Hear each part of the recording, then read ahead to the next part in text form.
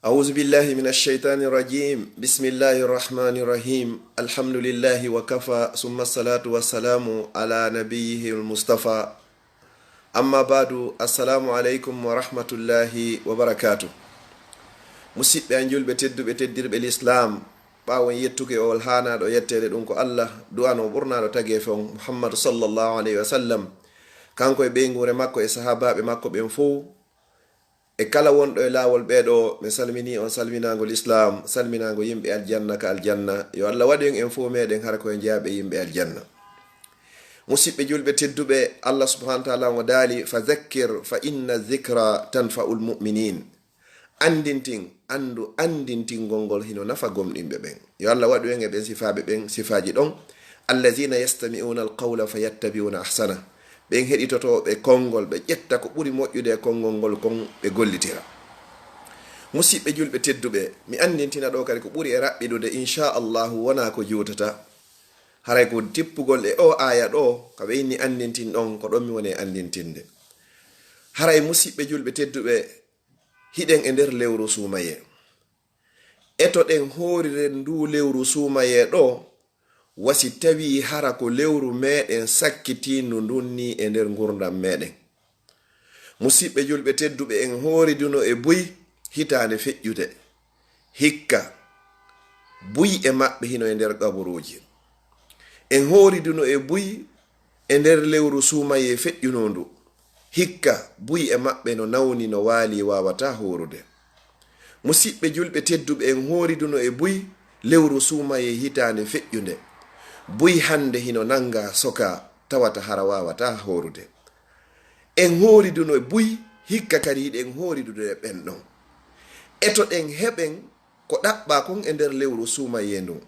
sa heɓi sumaye goto mo allah subhanahu wa ta'ala on jaɓanma, baraji ma hino ɓuri rewɗo allah e nder duuɓi 83. ko ɗum ko woni jemma ɗaɓɓa ɗon e nder lewru sumaye. heɓugol non on jemma ko honno o heɓorta, ko ilande maka sumaye on fuɗɗi ha nyande o lanni, hara a seedari e nafugol e jangugol qur'an e jantagol inde allah. komi faala andintinde e nde yewtere ɗo ko yen andu musidɓe julɓe tedduɓe, nelaɗo sallallahu alayhi wa sallama ɓe maaki kala waɗuɗo farilla goto e nder lewru sumaye ndun ɗo, baraji makko hino fotowa waɗuɗo farillaji 70 hara wona sumaye. kala waɗuɗo sunna goto e nder ndu lewru sumaye ɗo, baraji makko hino fotowa waɗuɗo farilla hara wona e nder sumaye. mi jonna misal, si a juuli waɓutu goto julde jamaka nder lewru sumaye ɗo ka juulirde, allah winnante baraji wasi tawi ko waktuji 70 juuluɗa hara hina e nder lewru sumaye. sa waɗi naafilo goto darɗe 2 ɗe juulata ado fana, ma ɗi ruƴƴanta allah kala ko yowodiri e sunna, allah winnante baraji wasi tawi ko farilla timmuɗo waɗuɗa hara hina e nder lewru sumaye. amma si tawi ko e nder lewru sumaye waɗi sunna, allah winnante baraji wasi tawi ko farilla waɗɗa. si ko farilla on waɗɗa non e nder lewru sumaye, o windanama baraji wasi tawi ko farillaji 70 waɗuɗa. musidɓe julɓe tedduɓe, ko honto ɗum ɗo heɓoto si wona e nder lewru sumaye.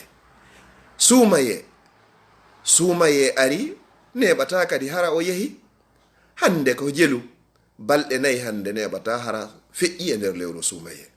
anditen kadi ko nelaɗo sallallahu alayhi wa sallam maaki, walillahi utaqa'u minan nar wa dhalika fi kulli laylatin min ramadan. allah hino mari e jiyaɓe makko ɓen, ɓe o rinɗinta nyande be nyande mo mari rinɗinteɓe e natugol yiite jahannama, ɗum ko kala jemma sumaye. balɗe 4 heɓike, est ce que a wakkilike a waɗi dewal e nder ɗe balɗe ɗo hara a tawama e rinɗinaɓe ɓen? si tawi ɗum ɗon a woopi sabu ɓeygureji, sabu golleji, sabu occupation ji, sabu welsidare, sabu ko tawata ko lannata, awa sumaye lannari taho hiɗa luttiri balɗe 20 e ko fawi. musidɗo julɗo tedduɗo, wakkilo heɓa ko ɗaɓɓa kon e nder ndu lewru sumaye. musidɓe julɓe tedduɓe, si a jangi alifu goto alqur'ana a inni alif lam mim ko kalfe tati woni ɗon. si tawi hara ina e nder lewru sumaye ɗon Allah winnante baraji 30. alifu on baraji 10, laamu on baraji 10, mimu on baraji 10. sa inni alhamdulillahi kalfe jowi no ɗon. alhamdu on tun kalfe joyi, alifu on, laamu on, haawu on e mimu on o daali on. Allah winnante ɗon baraji 50 si tawi wona suumaye. si tawi noon ko suumaye, alifu on baraji 70, laamu on baraji 70, haawu on baraji 70, mimu on baraji 70, daali on baraji 70. musidɗo jollo tedduɗo, komi foofi komi foofi min kadi haysi tawi hara ko juisowo amma on yomi jangumo mi fillinnomo e nder ndu lewru sumaye. si tawi ko on noon tun mi waawi, si tawi noon hara miɗo waawi qur'ana on fuu, ko honɗum haɗi mi janga mi fillinno, mi inna balɗe 2 be balɗe 3 be mi tippay qur'an, ma balɗe 5 be mi tippay qur'an, ma balɗe 10 araneɗe mi tippay qur'an, ma ɗum balɗe 15 araneɗe mi tippay qur'an, ma ɗum ko fanɗi o e nder lewru ndon mi tippay qur'an nde wotere. sa tippi ɗum ɗo ko andi baraji no fotuɗa wo ko on taguɗo kammoli tagi leyɗele. goto watama kalkilande ɗum si wona Allah. si tawi harfere be harfere e nder qur'an ko windanteɗa ka nder lewru sumaye ko baraji 70. joni ndaro ɗon qur'ana fof ko kalfeji jelu mari multiplier ɗon ko hawroyi wo ko ɗum Allah windanayma. hebbingol no jangugol qur'an nder lewru sumaye ndu ko lewru qur'an, qur'ana on ko e nder ndu lewru ɗo woni ko timminaka. haray annen kadi yawmal qiyama si en fof en heɓoyi aljanna, yo Allah okko en fof meɗen aljanna. haray kadi aljannaji ɗi naka faalaɗa wo wonoyta, haray ko ascenseur ɗum woni ko ƴawroyte bi ma'ana fino famiren. haray noon ko yeru embere ko ƴawaynoɗa kon ko ɗum ɗo woni ƴawoyta kadi kal yeru embere ko janngaynoɗa qur'ana on kon ko yeru embere ɗum ɗon kadi ƴawoyta to o yaka aljannaji.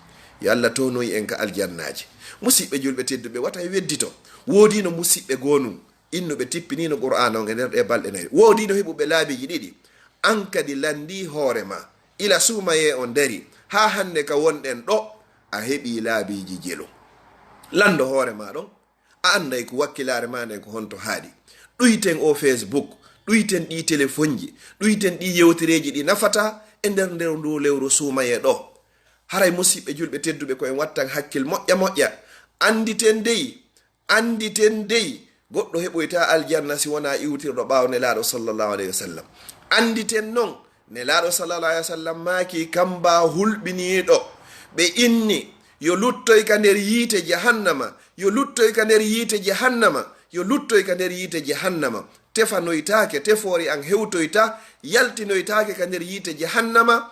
kala mo suumaye tawi ha suumaye on yehi hara o yaafaka hara himo luttidi e bakkato.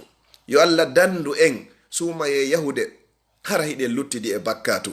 wakkiloɗen gollen e nder lewru suumaye, golliren li wajihillah, dewe ɗen fop golleji moƴƴi ɗin fop ko an jeyi. Allah no itti malaikaɓe ko windata ɗum yoɓa, si wona ko wiyete korka, ko wawi yoɓude baraji korka wo ko Allahu subhanahu wa ta'ala. mi toriki Allah, yo Allah newnan en wawen horgol no yiɗiri non o yarlori non.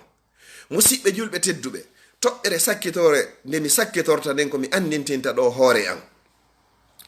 moƴƴere no weli heɓude ha si a wakkilike baraji maɗin ɗi ƴawa, heɓa moƴƴere yawmal qiyama Allah jonnitoyoma ɗum, jiɓoɗa wo ko honɗum e golle wonno ko golluɗa ha heɓuɗa nde moƴƴere ɗo fof. no tawa e muɗum musidɓe julɓe tedduɓe, salmingol subaka ha gayna, jooɗoɗon janto inde Allah, janga qur'an, tentini non ka sumaye ɗo ha nange ngen fuɗa, immoɗa juula darɗe 2 wallu ha on baraji ma haray no fota wa honɗum, wa on hajjiduɗo e nelaɗo sallallahu alayhi wa sallam haray hiɗa mari baraji hajju timmuɗo, ɗa mari baraji umra timmuɗo, ɗa mari baraji hajju timmuɗo tis e umra timmuɗo tis. sabu ko salminɗa subaka on julde jamaka julirde, jottiɗa ɗon jantiɗa inde Allah, janguɗa qur'an, insiniɗa, juuluɗa e nelaɗo sallallahu alayhi wa sallam, jannuɗa fayɓe, rewtiɗa defte diina nokku ka wonɗa ɗon ha nange ngen fuɗi. Allah windanama baraji hajju timmuɗo, o windanama baraji umra timmuɗo. ko non kadi si a etiki a waɗi umra goto e nder ndu lewru sumaye ɗo, waɗoya umra si tawi feere nden hino woodi, yo Allah okkor kala mo jogaki feere nden yewɓe yo Allah newnanɓe ɓe no ruttora ɓe yahaari ɓe yo Allah hon naɓuɓe. umra goto e nder lewru sumaye baraji muɗum hino fota wa hajjiduɗo e nelaɗo sallallahu alayhi wa sallam. ko hombo hajjiduno e nelaɗo ko sayidna aboubacre, sayidna oumar, sayidna ousmane, sayidna aliya, nene aicha en, ko ɓe hajjiduno e nelaɗo sallallahu alayhi wa sallam. haray baraji ko ɓeɗo heɓuno kon ko ɗum woni ko Allah windanayma, sabu ko ƴettuɗa ɗo mbuɗima yahuɗa tottoyɗa umra on e nder lewru sumaye. mi toriki Allah subhanahu wa ta'ala on yo Allah on newnan en wawen waɗugol ngal dewal ɗon. mi sakkitora yewtere anden hande ko alkamisa, ko o jemma ɗo woni jemma juma on, ko o ɗo woni jemma arano e jemmaji juma ɗin e nder ndu lewru sumaye. nelaɗo sallallahu alayhi wa sallam hiɓe maaki akthiru salata alayya fi laylati ljumu'a wa yawmi ljumu'a, hebbini e juulugol e an e jemma juma e ñalorma juma. hebbi juulugol e nelaɗo sallallahu alayhi wa sallam. sa juuli e nelaɗo nde wotere, Allah juulay e ma nde laabi 10. sa juuli e maɓɓe nde laabi 10, Allah juulay e ma nde laabi 100. allahumma salli ala muhammadin wa ala ali muhammad kama sallayta ala ibrahima wa ala ali ibrahima innaka hamidum majid. allahumma barik ala muhammadin wa ala ali muhammad kama barakta ala ibrahim wa ala ali ibrahima innaka hamidum majidun.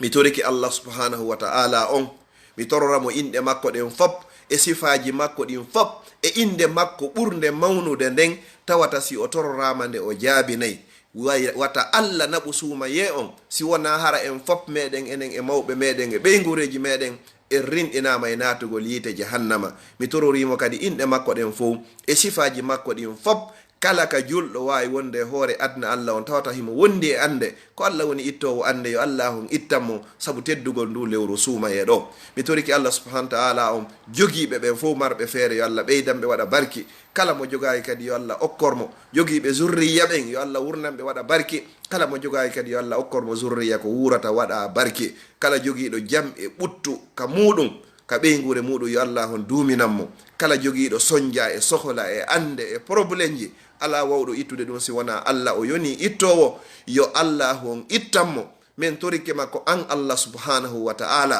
a okkoray haysi a toraka. mi torike ma okku men ko men faala kon, harano moƴƴani men aduna e laakara, danda men ko men huli kon harano bonani men aduna e laakara. innaka ala kulli shay'in qadir. wa sallallahu wa sallama wa baraka ala nabiyyina muhammad wa ala alihi wa ashabihi wa sallama tasliman kathira. wa akhiru da'wana anil hamdulillahi rabbil alamin. haray en jango insha Allah si tawi jon jango jabi.